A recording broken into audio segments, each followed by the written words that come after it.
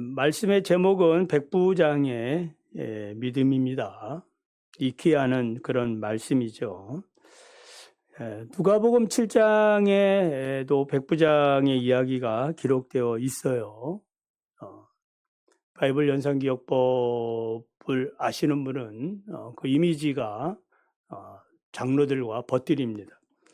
그러니까 백부장이 예수님께 직접 나서지 않고 이 장로들과 벗들이 와서 백부장의 그런 열정을, 그 사랑을 대변해주고 있습니다.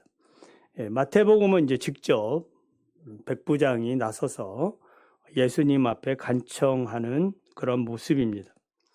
이렇게 이제 다른 이유는 마태복음은 유대인을 위한 복음서고 누가복음은 이방인을 위한 그 복음서이기 때문에 좀 관점이 다르게 기록된 겁니다. 나중에 설명을 드리겠습니다만은 마태는 예수님에 대하는 유대인의 이 불신과 백부장의 믿음을 대조하고 있다는 사실을 지금 기억해 주셨으면 좋겠습니다. 백부장은 예수님께 나와 간구하지요. 주여, 내 하인이 중풍병에 걸려 몹시 괴로워합니다. 오셔서 고쳐 주십시오. 간청합니다. 여기 이제 하인이라는 이 말은 일반적인 종이나 노예를 말하는 것이 아닙니다. 이 단어의 의미는 아이라는 말이에요.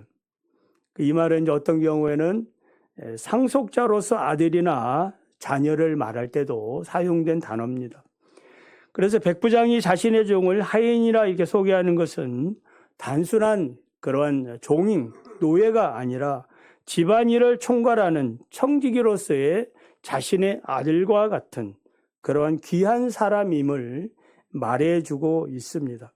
그래서 백부장은 이 하인의 이 고통을 자신이 당하는 고통처럼 여기고, 그래서 예수님 앞에 나와 이 하인을 고쳐줄 것을 간청하고 있는 것입니다. 그러니까 백부장이 사람을 사랑하는 마음이 얼마나 큰가를 알 수가 있어요. 예수님도 이런 백부장의 사람 사랑의 마음을 알고 계셨기 때문에 내가 가서 고쳐주겠다라고 말씀하신 것이 아니겠습니까? 내가 가서 고쳐주겠다. 이 말은 놀라운 권세 있는 말씀이에요. 당시 사람들은 사람을 치유할 때에 직접 치유할 수가 없었습니다. 그러니까 하나님 믿는 사람은 하나님의 이름을 부르면서 기도하는 거죠. 그리고 이방인들은 그들이 믿고 있는 신들을 주술적인 그런 기도를 함으로써 이제 치유함이 이루어지는데, 예수님께서는 자신이 삼위일체 하나님이시기 때문에 직접 가셔서 치료해 주겠다라고 말씀하고 있는 것입니다. 믿으시기를 바랍니다. 예수님의 이 직접 치유 사건은 앞선 구절에 잘 나타나 있어요. 나병 환자를 치유해 이제 주실 때 나오지요. 마태복음의 주제는 무엇입니까? 왕으로 오신 예수님입니다. 왕으로 오신 예수님께서는 산상수훈에서 보석 같은 천국 복음, 왕의 가르침을 가르쳐 주셨고, 이제 왕으로서 내가 어떠한 능력을 갖고 있는지, 왕으로서 내가 어떤 권세를 갖고 있는지를 이제 10가지 이적을 통해서 이제 보여주게 되는 겁니다. 마태복음 10가지가 나오는데, 그 첫 번째 이적 사건이 나병 환자를 치유해 주는 일이었습니다. 나병은 율법의 규정에 따라 부정한 병이요, 하나님께 저주받은 것으로 여겼기 때문에 이 나병에 걸린 이 사람은 공동체로부터 격리되어 살 수밖에 없었습니다. 예수님이 나병 환자를 치유해 주실 때에 나병 환자가 예수님께 하는 말이 인상적이에요. 어떤 말을 합니까? 주여, 원하시면 저를 깨끗하게 하실 수 있습니다. 주여, 주님이 원하시면 저를 깨끗하게 할 수 있습니다. 그러자 예수님이 기도해보자, 하나님께 기도하자 이렇게 말씀하지 않고 어떻게 하십니까? 직접 손을 내밀어 내가 원하노니 깨끗함을 받으라. 할렐루야. 나병이 난 거예요. 직접 치료의 역사가 일어난 겁니다. 나병은 부정한 것이라고 했죠. 율법에 의하면 부정한 것이 무엇이든지 접촉을 하면 그 모든 것들은 다 부정해집니다. 나병 환자가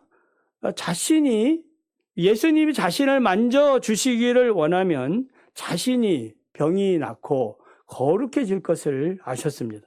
이게 놀라운 영적 관점이에요. 부정한 자를 접촉하면 부정해지는데 예수님이 자신을 만지면 예수님이 부정해지는 것이 아니라 주님의 거룩함으로 인해서 자신이 병이 낫고 거룩해질 거라는 이 믿음을 가지게 된 거예요. 하나님의 은혜지요. 그래서 주님이 가지신 본질적인 치유의 능력이 무엇인지 여러분 깨닫기를 바랍니다. 그래서 예수님이 손을 대는 것들은 무엇인지 정결하게 되고 온전하게 되는 줄을 믿으시기 바랍니다. 지금 이 시간도 여러분 몸이 연약한 부분 한번 믿음으로 한번 만져보세요. 연약한 머리도 좋습니다. 예? 주님이 나를 만져주신다라는 믿음을 가지고 여러분 주님 앞에 나아가시기를 바랍니다. 주님이 나를 만져주시면 여러분이 어떠한 병이 있든지 문제가 있든지 고통이 있든지 다 해결될 줄 믿으시기를 바랍니다. 자, 이런 능력을 가지신 예수님이 백부장에게 내가 너희 집에 가서 너희 종을 고쳐주겠다 라고 말씀을 하십니다.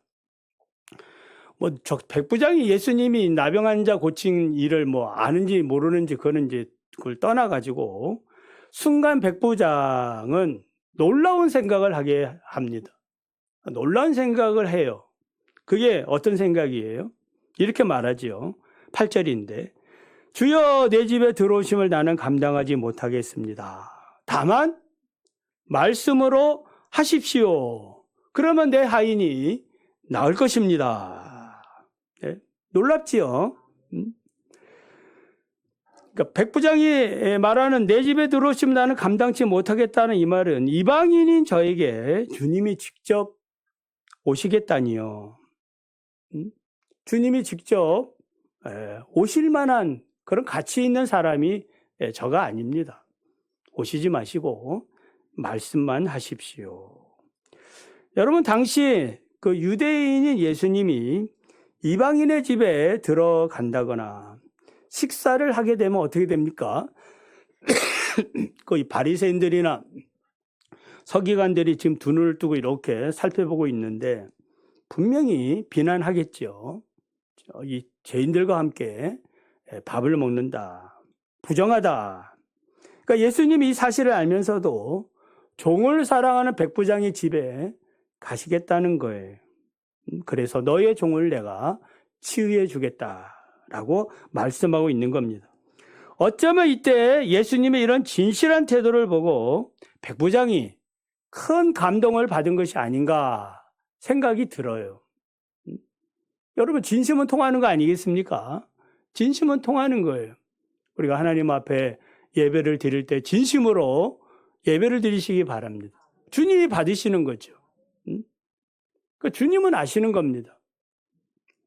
그래서 백부장이 감동을 받고 하찮은 종을 하찮게 여기지 않고 자기가 귀하게 여기는 것처럼 귀하게 여겨주고 정통 유대인들의 그 조롱과 비난까지 감수하시면서 자기 집에 온다고 하니까 이 사랑을 이 진실함을 백부장이 이제 느끼면서 순간 믿음이 들어간 것으로 보여집니다. 그래서 말씀만 하셔도 내 종이 나을 것입니다. 이런 확신을 이제 고백하게 됩니다. 백부장이 가진 이 신앙을 우리는 말씀 신앙이다 라고 할 수 있어요. 구약 엘리사 때에 나병 걸린 나아만 얘기 아시죠? 자, 이 나아만의 이 병을 고쳐주기 위해서 엘리사가 나아만에게 한 말이 뭐예요? 요단강에 가서 7번 목욕하면 나을 것이다. 그러니까 지금 나아만이 노발대발하죠. 자기 생각을 이야기하면서 여호와의 이름을 부르며 주술적인 그런 기도를 해줄 줄을 알았는데 자기에게 그냥 말만 하고 요단강에 가서 싫으면 낫는다는 거예요. 그러니까 엘리사가 나아만에게 요구하는 게 뭐예요?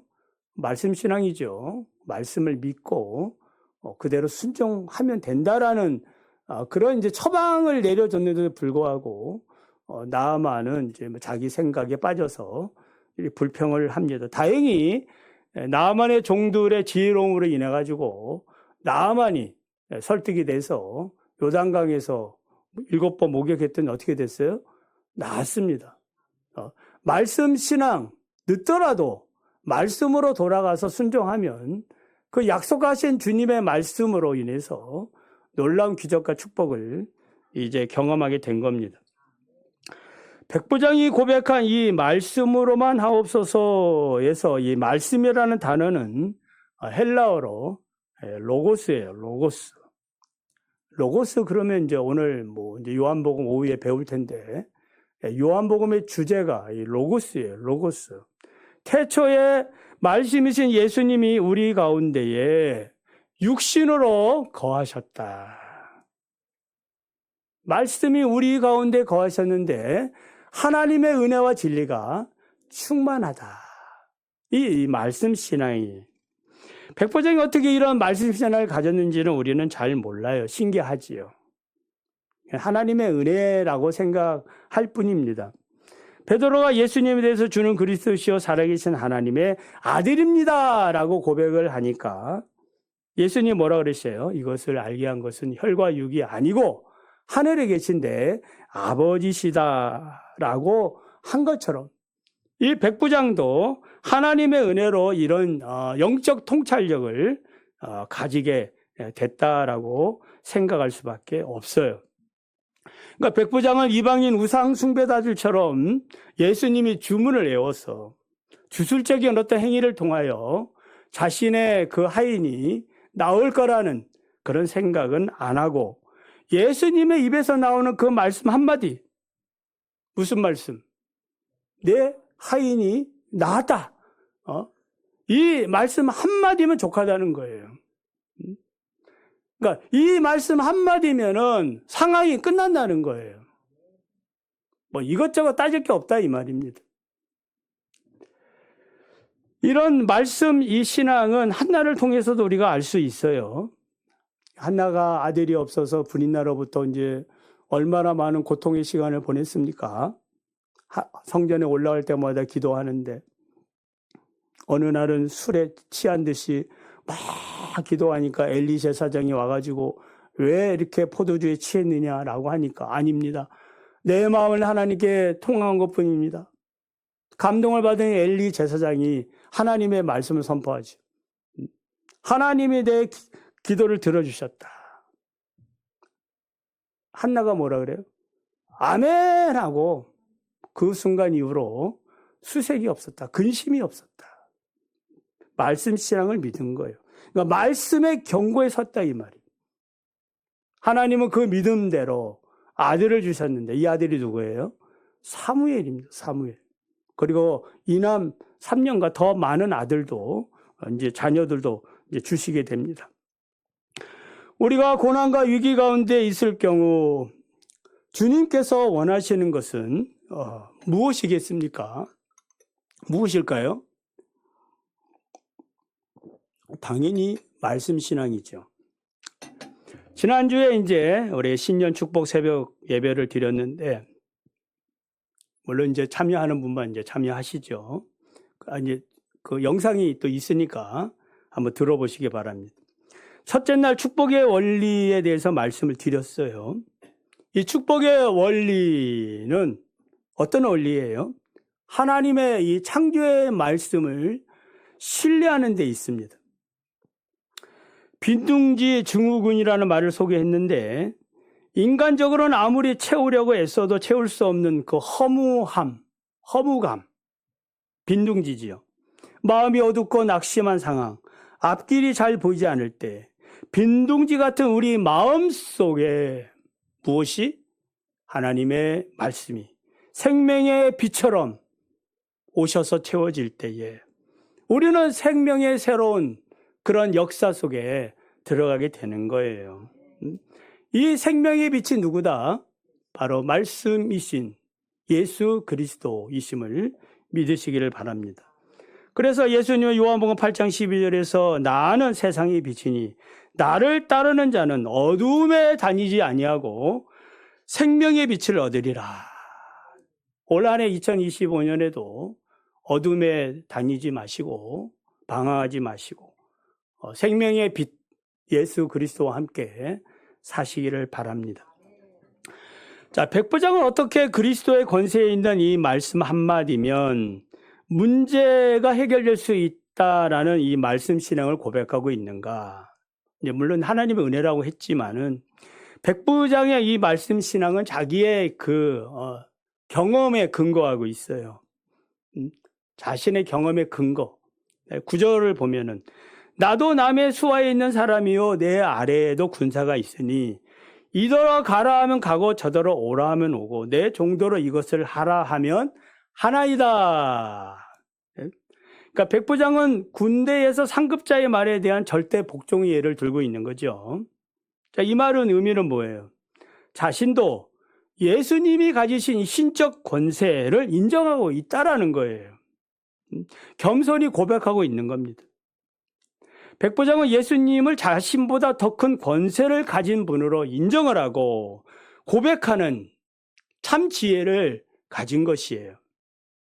자신은 군대의 장으로서 사람의 행동에 대해서 굴복시킬 수 있지만 예수님께서는 더 큰 세계, 보이지 않는 영적 세계까지 다스릴 수 있는 분으로 믿고 확신한 거예요. 그래서 말씀만 하시면 이 영적 세계 아니겠어요? 가서 뭐 만지는 것도 아니고 그냥 말씀만 하시면 이 시공간을 떠나가지고 내 하인이 나을 것입니다. 이런 놀라운 영적 세계에 눈을 뜬 거예요. 그래서 우리 예수님은 이런 백부장의 영적 믿음과 통찰력, 겸손한 태도를 보면서 놀랍게 여기시게 됩니다. 하나님의 율법을 오래전부터 받은 유대인에서조차도 이런 믿음을 본 적이 없다. 그러니까 로고스 이 신앙, 말씀 신앙, 이방인인 백부장, 로마인인 이 백부장이 확신하고 고백한다는 것이 놀라울 뿐이에요. 이스라엘 중에 아무에게도 이만한 이들을 보지 못했다. 여러분, 이 백부장의 믿음을 통하여 우리는 단순히 백부장의 이 믿음이 말씀 신앙을 통하여 하인이 나았다. 거기에서 끝나면 안 됩니다. 그러면 이 성경의 내용을 반의 반도 모르는 거예요. 핵심적인 거는 어디에 있는 거예요? 예수님의 이 교훈의 말씀에 있는 겁니다. 예수님의 이 교훈은 무엇이냐? 하나님의 구속의 섭리가 드러나는데 그동안 하나님의 나라와 천국 언약을 독차지한 유대인을 벗어나서 이제 이 하나님의 놀라운 이 천국 복음이 누구에게? 이방인에게 이제 전파되어진다. 그래서 하나님의 구원의 잔치가 열린다는 이 사실을 보여준 대표적인 사건이 바로 이 백부장의 믿음 사건이에요. 여러분, 사도행전 10장을 보면 무슨 사건이 나오죠? 거기도 여전히 이제 고넬료, 백부장 이야기가 나와요. 경건한 이 사람. 하나님이 그의 기도 경건을 받으셔서 그를 이제 하나님의 백성의 나라로 삼고자 하나님이 하신 거죠. 그래서 요바에 있는 그 베드로에게 사람을 보내 베드로를 초청하죠. 그리고 베드로를 통해서 천국 복음을 듣습니다. 예수 그리스도의 복음을 들어요. 이 예수 그리스도의 복음을 듣자 뭐가 임합니까? 오순절 성령이 내렸던 그 성령이 내리는 거예요. 그리고 훗날 예루살렘 공회 때에 베드로가 이방인에게도 성령이 내리는 것을 보았다. 이 고넬료 사건을 이야기하는 것입니다. 무엇을 얘기하는 거예요? 하나님의 이 복음이 본격적으로 이방인들에게 전파되고 있다. 그러니까 구속사적으로 매우 중요한 의미를 가지고 있는 겁니다. 그래서 11절, 12절에 또 너희에게 이르노니 동서로부터 많은 사람이 이르러 아브라함과 이삭과 야곱과 함께 천국에 앉으려니와 그 나라의 본 자손들은 바깥 어두운 데 쫓겨나 거기서 울며 이를 갈게 되리라. 그러니까 그리스도를 통한 이 땅에 임한 하나님의 이 나라, 이 복음의 이 시작은 백부장과 같은 믿음을 소유한 사람들이 이제 갖게 되는 거예요. 동서로부터 이 믿음을 갖고 있는 사람들이 모여드는 거예요. 오늘 저와 여러분이 그런 사람인 줄 믿으시기 바랍니다. 동서로부터 주님이 불러 모은 거예요. 이 얼마나 놀라운 축복된 일이냐 이 말이에요. 그래서 동서로부터 많은 사람들이 몰려 들어와 약속의 조상인 아브라함과 이삭과 야곱과 함께 천국에 앉게 되는 거예요. 아브라함과 이삭과 야곱과 함께 천국의 식탁에 앉아가지고 교제를 나누게 된다. 여러분 놀랍지 않습니까? 지금 여러분이 이런 복을 받은 거예요. 누구의 식탁에서? 아브라함과 이삭과 야곱, 하나님께서 언약한 믿음의 그런 조상들의 그 반열에 내가 참여해가지고 그 식탁에서 하나님과 함께 영생의 복을 누리게 되었다. 이 말이. 조건은 뭐예요? 백부장처럼 예수 그리스도에 대한 믿음을 가질 때입니다.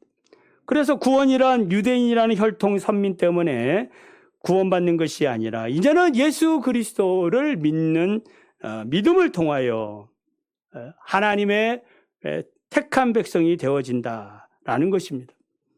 만약에 이런 믿음이 없으면은 선택받은 유대인일지라도 바깥 어두운 데 쫓겨나 이를 갈게 되는 거예요. 이 바깥 어두운 데는 어디를 얘기하는 거예요? 지옥을 얘기하는 겁니다. 하나님과 상관이 없는 영벌의 이 심판의 장소를 얘기합니다. 우리 충신교회에 모여 있는 우리 모두는 이 백부장과 같은 이 신앙을 고백함으로 천국의 식탁에서 믿음의 조상들과 함께 이 영광을 누리는 복을 누리시기를 원합니다. 끝으로 23절을 보면 가라 내 믿음대로 될지어다 하시니 그 하인이 나았다라고 말합니다. 예수님이 내 하인이 나았다라고 먼저 말하지 않았다라는 것을 아시기 바랍니다.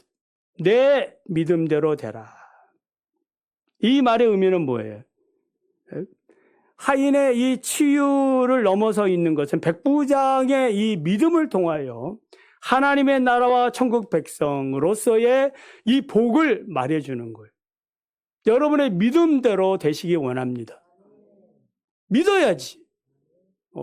믿음은 우리가 예배를 드리고 성경을 읽고 믿음은 기도하고 믿으면 하나님 앞에 믿음의 행위를 해야 되거든요. 올 한 해 좀 우리가 발전적으로 우리의 신앙이 성장했으면 좋겠어요. 그래서 10명의 나병 환자가 치료받을 때에 9명은 가버리지 않았습니까? 근데 돌아온 한 명, 예수님께 경배하는 이 한 명, 사마리아인에게 예수님이 뭐라 그러셨어요? 내 믿음대로 네가 구원을 받았다. 이 구원은 무슨 구원을 얘기하는 거예요? 하나님 나라의 백성으로 너가 이제 일원이 됐다라는 거예요. 그래서 우리 성경을 볼 때에 내 믿음대로 되라고 할 때 이 믿음은 이제 하나님 나라의 식탁에서의 하나님이 주시는 복이에요. 그러니까 아버지가 주시는 이 놀라운 혜택들을 여러분 올 한 해에 많이 누리셨으면 좋겠어요. 아버지 식탁에 가서 아버지 뭐가 필요해요? 건강을 주세요. 물질을 주세요. 아버지 앞에 그렇게 할 때 누가 책임지는 거예요? 알았어. 너 내 백성이지. 내 식탁에서. 하나님의 식탁에서. 여러분, 오늘 여러분 하나님의 식탁 앞에 있습니까? 예? 백부장의 말씀 신앙 가지시길 바랍니다. 그래서 하나님의 식탁에서 늘 식사하셔야지. 예? 오전에도 식사하시고, 오후에도 식사하시고, 새벽에도 식사하시고, 수요일에 와도 식사하시고, 금요일에 식사하시고, 아예 어떤 분은 담싸고 그냥 뭐 나는 아무런 상관없이 그렇게 이제는 살아서는 안 된다 이 말이에요. 올 한 해 좀 더 여러분 개인적으로도 하나님 앞에 예배 식탁을 쌓으시기 바랍니다. 말씀을 맺습니다. 우리 모두는 하나님의 은혜와 성령의 감동으로 예수 그리스도를 나의 주 나의 하나님으로 고백하는 사람들이 천국의 식탁으로 초대받은 자로서 날마다 하나님의 말씀 신앙으로 사시기를 바랍니다. 그리고 이제 설교 후에 우리 성찬 예식들 하는데 동일한 이런 믿음을 가지고 지금 누구 앞에 있는 거예요? 하나님의 식탁 앞에 있는 거예요. 이 믿음을 가지고 우리가 성찬에도 잘 참여하셨으면 좋겠습니다.